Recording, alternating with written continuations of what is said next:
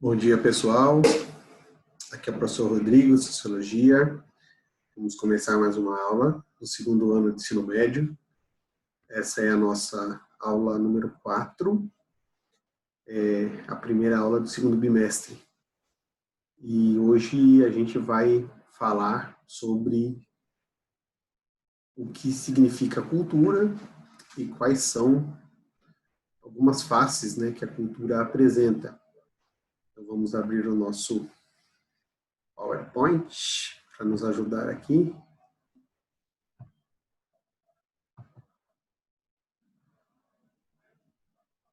É isto. Vamos deixar maior aqui. Bom, então vamos lá. O conteúdo do segundo bimestre, né, que a gente vai começar a estudar nas próximas aulas, é a cultura de massa. Mas antes da gente entrar, né, nesse tema, a gente precisa entender a diferença, né, o que seria a cultura de massa, que a gente vai estudar mais para frente, e o que é a cultura, de modo geral. E esse assunto, esse conteúdo, é um conteúdo de primeiro ano. Então, vocês já estudaram, né, sobre esse assunto, sobre cultura, no ano passado, né, no primeiro ano do ensino médio. Mas é importante a gente fazer essa retomada aí, para que vocês possam relembrar e, de repente, para poder aprofundar esse conhecimento, se ficou faltando alguma coisa. Então, na verdade, assim, a gente pode começar dizendo que a palavra cultura, ela tem vários significados, né? A origem da palavra ela vem do latim e ela vem de colere, que significava plantar, cultivar plantas. Então, até hoje, essa palavra cultura é utilizada nesse sentido. Quando a gente pensa numa agricultura, quando você assiste Globo Rural, por exemplo, é comum as pessoas usarem a palavra cultura para se referir à plantação de determinado tipo de planta, né, o cultivo de determinado tipo de planta. Eu coloquei alguns exemplos de frases aqui. Eu coloquei aqui o exemplo: a cultura do café foi prejudicada pelo excesso de chuvas. Então, a cultura aqui, no sentido, a cultura do café é a plantação de café, o cultivo do café. Tá bom? A gente também usa a palavra cultura para se referir a um nível de educação mais sofisticada, né? A uma educação formal acadêmica. Então, tem uma frase que eu coloquei aqui, que é: os alunos do Fabiano Lozano possuem muita cultura, ou são muito cultos. Então, a cultura aqui no sentido de maior conhecimento, né, de uma erudição, de uma educação maior do que a dos demais. Então, vocês já devem ter ouvido falar e espero que as pessoas já tenham falado isso a respeito de você. A cultura também, ela foi entendida, né, ela pode ser entendida como um conjunto de manifestações artísticas. Tanto que a gente tem, né, na política, aí no Estado, no governo, o Ministério da Cultura, tão polêmico, né, ultimamente, aí, pelas mudanças que aconteceram aí na Secretaria da Cultura do governo federal. Mas então a cultura é entendida nesse sentido como um conjunto de manifestações artísticas. Então faz parte da cultura a dança, a música, o cinema, teatro, enfim, a televisão. Hoje os jornais quase já não, né, as pessoas não leem mais o jornal físico, né, mas antigamente as pessoas consultavam bastante a seção de cultura dos jornais para se programar para o final de semana. Eu vou dar uma olhada lá na seção da cultura do Estadão para eu ver se alguma sessão de cinema legal, se tem algum show de música. Então a cultura também tem esse entendimento. Apesar dos entendimentos que a palavra cultura tem, né, o que importa para a gente em sociologia é a gente entender o conceito, né, que a gente vai trabalhar a ideia de cultura. Eu coloquei dois aqui. Um que foi retirado do livro Sociologia em Movimento, que é esse azul mais clarinho aqui, e o outro que eu tirei do próprio vídeo, da própria videoaula do telecurso que vocês tiveram a oportunidade de assistir aí na aula passada. Então, o que significa cultura?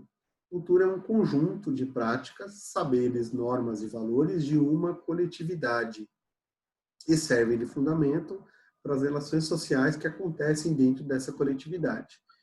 Então, de novo, um conjunto de práticas, saberes, normas e valores de uma coletividade. Na outra definição, a cultura é composta de símbolos, valores e crenças compartilhadas no mesmo ambiente social. Então, aqui a gente vai trabalhar com a ideia, né, da herança social. A cultura é uma herança social que se recebe e se passa através do tempo, de geração em geração. Então, afinal, o que é cultura? Cultura é tudo aquilo que a gente vivencia, que a gente realiza, tudo aquilo que a gente recebe, né, como elemento, como condição para que a gente possa viver em sociedade. Então, desde que a gente é pequeno, né, a gente passa a fazer parte de uma determinada cultura a partir do processo de socialização, que vocês também estudaram ano passado. Então, outras pessoas, né, mais velhas daquela sociedade, daquela cultura, elas nos ensinam os modos de agir, de pensar, de se comportar de determinado grupo social para que a gente possa viver nesse grupo social, que a gente possa se socializar, para que a gente possa interagir, para que a gente possa viver dentro daquela realidade, de acordo com aquelas normas, de acordo com aquelas regras e daqueles símbolos. Tudo bem?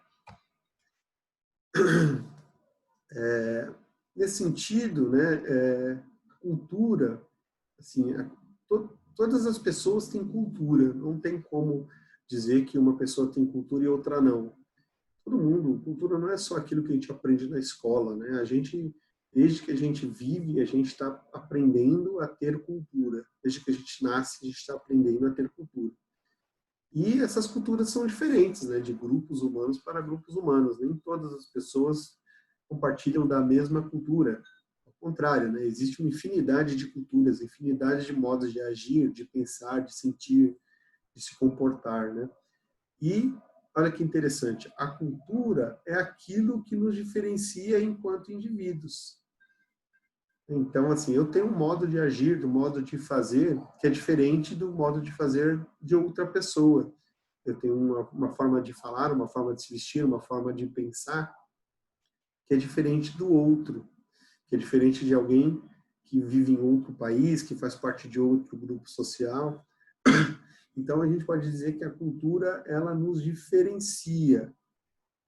E é justamente essa capacidade que a cultura nos dá de nos diferenciarmos uns dos outros é que a cultura nos unifica enquanto seres humanos.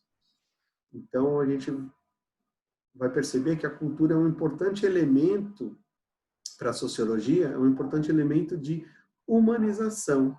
A cultura é um importante marcador na diferenciação dos seres humanos em relação aos demais animais. Como assim, professor? Não estou entendendo. Vamos dar uma continuidade aqui que vai ficar mais claro.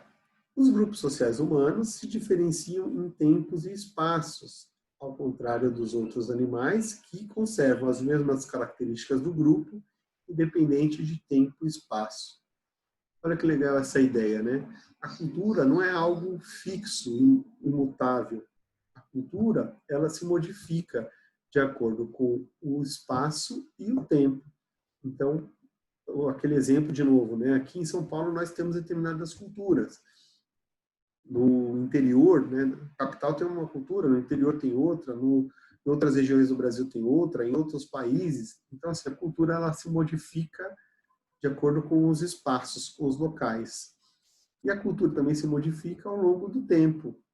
A cultura ela vai se transformando, né? Pensa na forma de agir que a gente tem hoje e compara com a forma de agir que a gente tinha há 20 anos, há 50 anos, há 100 anos. Quanto mais a gente volta no tempo, mais a gente percebe o quanto que a humanidade ela transformou seus modos de agir, de pensar, de sentir. Né? Isso é uma característica da cultura. A cultura ela é histórica, né? Ela se transforma, ela está sempre em construção. E o que acontece com os demais animais? Isso acontece? Eles se transformam ao longo do tempo ou de acordo com o espaço? Não. se mantém, né, sempre da mesma forma. Então, animais da mesma espécie, eles não apresentam formas de agir diferentes, né? Eles não mudam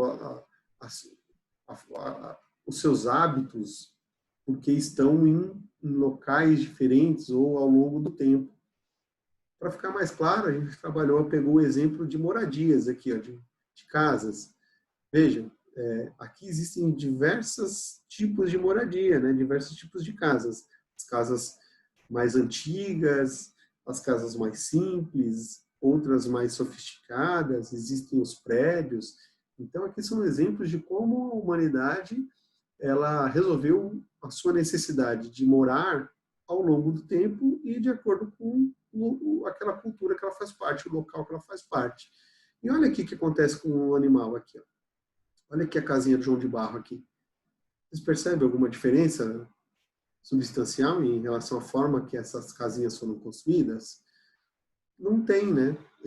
O João de Barro, ele sempre vai construir a sua casa da mesma forma, independente do tempo e independente do espaço. Se for um João de Barro aqui no Brasil, se for um João de Barro nos Estados Unidos, se for um João de Barro na África, a forma de construir é sempre igual.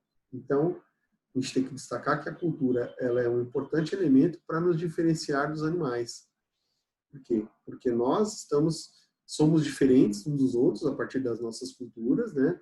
Temos modos diferentes de agir, de pensar, de satisfazer as nossas necessidades, enquanto que os animais não. Eles sempre se comportam da mesma forma, a não ser, tem uma observação aqui, a não ser que haja uma mudança no seu habitat, no local onde eles vivem, né? Então, o exemplo do aquecimento global que tem forçado que algumas espécies de animais tenham que mudar um hábito por conta de uma mudança do meio ambiente. Mas se não houver mudança no meio ambiente, os animais sempre se comportam todos do mesmo jeito, da mesma espécie, vão sempre fazer a mesma coisa, ok? Então, seguindo aqui. Nós somos diferentes, né? Nós realizamos as coisas de modos diferentes e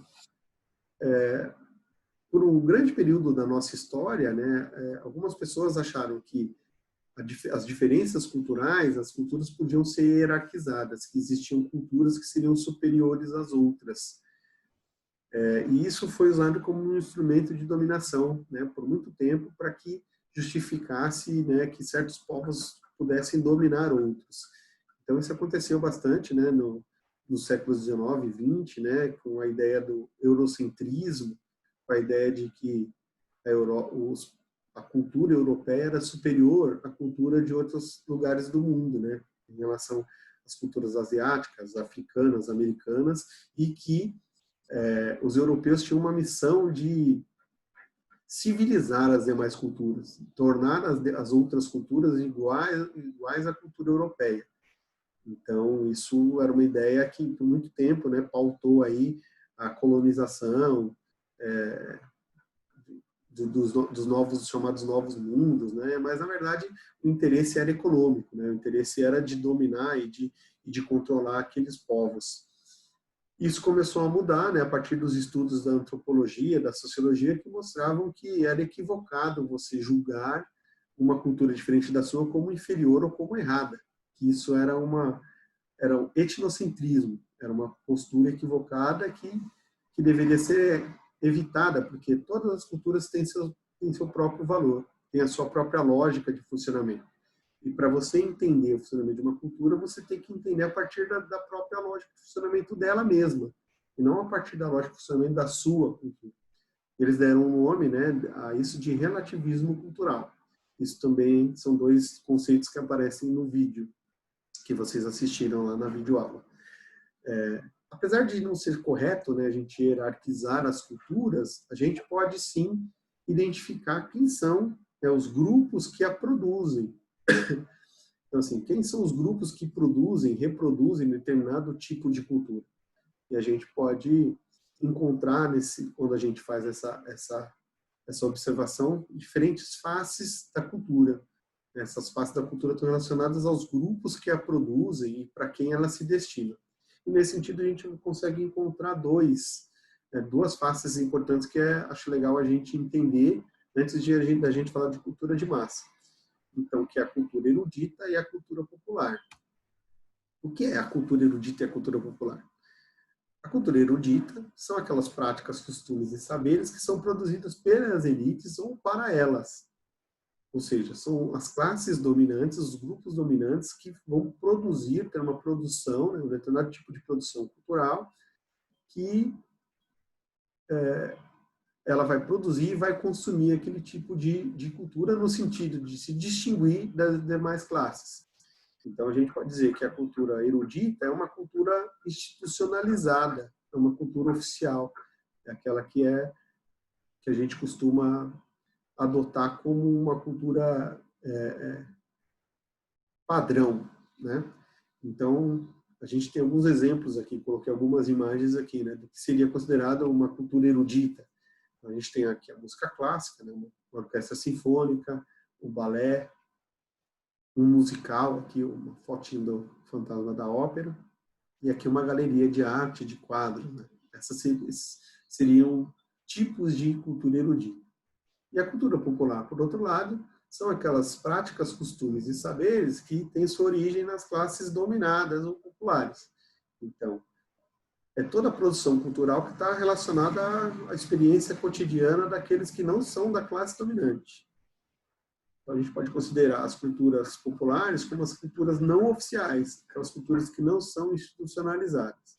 E aqui tem alguns exemplos, né? Olha aqui um fluxo, aqui né, um baile funk, aqui tem a dança, um carimbó, né, que é uma dança típica da região norte do Brasil. Aqui tem uma rendeira, uma pessoa, uma mulher fazendo rendas, e o grafite. Por que a gente tem que estar atento quando a gente pensa em cultura erudita e cultura popular? Muitas vezes, né, na verdade, assim, as expressões, as manifestações culturais expressam a visão de mundo daquelas pessoas que produzem essas manifestações. Então, o que acontece com a cultura erudita, né? Muitas vezes a cultura erudita, ela é utilizada para reforçar a dominação das elites sobre o povo. E isso pode acontecer de duas formas. Primeiro estabelecendo que aquela cultura produzida pela elite é superior e que, nesse sentido, deve se tornar padrão, todos deveriam seguir, deveriam considerar aquela cultura como a cultura a ser valorizada, a ser seguida, né? E aí você pega um determinado tipo de produção que é de uma classe e coloca aquilo como um objetivo, uma meta para todo mundo deveria poder seguir aquilo. Então, a gente tem como exemplo a linguagem. Qual que é a linguagem considerada correta? O modo de se falar. É o modo de se falar das elites, né, das classes dominantes. Então, qual que é o modo de se falar que você aprende na escola? É o modo de se falar que é chamado correto, que é o modo formal, né, coloquial da fala. Isso é uma imposição, né? Foi colocado que esse é o jeito correto de se fazer, em detrimento da forma popular, da linguagem popular. Então, essa é uma das formas de dominação de uma classe sobre outra. E a outra forma de dominação, né, em relação às práticas culturais da elite, é colocar aquele tipo de manifestação cultural como algo inacessível, como algo exclusivo de uma classe. Então, não é muito difícil perceber, né, que alguns tipos de manifestações culturais, como essas que eu utilizei aqui, elas não são acessíveis a todos, elas são exclusivas da elite. Por quê? Por uma questão econômica. São caras. Para você ir numa ópera, assistir um musical, você tem que pagar muito caro. E isso é uma forma de você elitizar, de você excluir e manter um determinado tipo de manifestação cultural exclusiva de uma classe.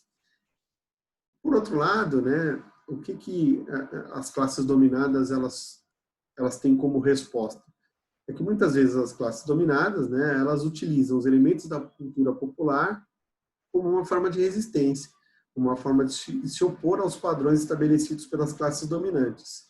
Então, é uma forma de você construir valores contra-hegemônicos, a chamada contracultura, né? Então, muitas vezes a cultura popular ela é uma forma de responder à elite, né? No sentido de falar, olha, a gente não considera que a sua cultura é a mais correta, a gente não não tem necessidade de buscar a sua forma de produção cultural, porque nós temos a nossa própria forma de produção cultural e ela é tão válida quanto a sua, né? Então, a gente tem alguns exemplos, né? O grafite é um grande exemplo disso. Por quê? O grafite vem de pessoas que não tiveram oportunidade, talvez, de fazer um curso, né, de arte plástica, que não tem acesso às molduras, aos quadros, às tintas, para fazer se expressar artisticamente num quadro, e que utilizam o seu próprio o seu talento, o seu conhecimento, e se manifestam nos muros das cidades, na rua, através de spray, né? Muitas vezes são conseguidos por doação, ou são mais baratos do que você ter acesso a uma tinta, a uma aquarela, a uma moldura. É uma forma dessas pessoas, né, se expressarem e de colocarem a sua arte à disposição, né, se manifestarem artisticamente. E muitas vezes a música também é utilizada nesse sentido, né? O rap e o funk surgem, né, nessa brecha aí como culturas populares, porque essas pessoas não tinham, de repente, acesso a um instrumento musical, a um curso de música, de instrumento, e conseguiram, através daquilo que estava à disposição, né, da sua própria voz, ou então de um sintetizador, ter uma base musical para poder se expressar e se manifestar artisticamente. Tá bom? Então, acho que por hoje foi suficiente para vocês poderem entender, né, os significados da cultura, o conceito sociológico da cultura e essas duas faces importantes aí da cultura erudita e a cultura popular. E aí a gente, nas próximas aulas, começa a falar de cultura de massa. Tá bom? Muito obrigado pela atenção de vocês e até a próxima aula. Até mais, um abraço.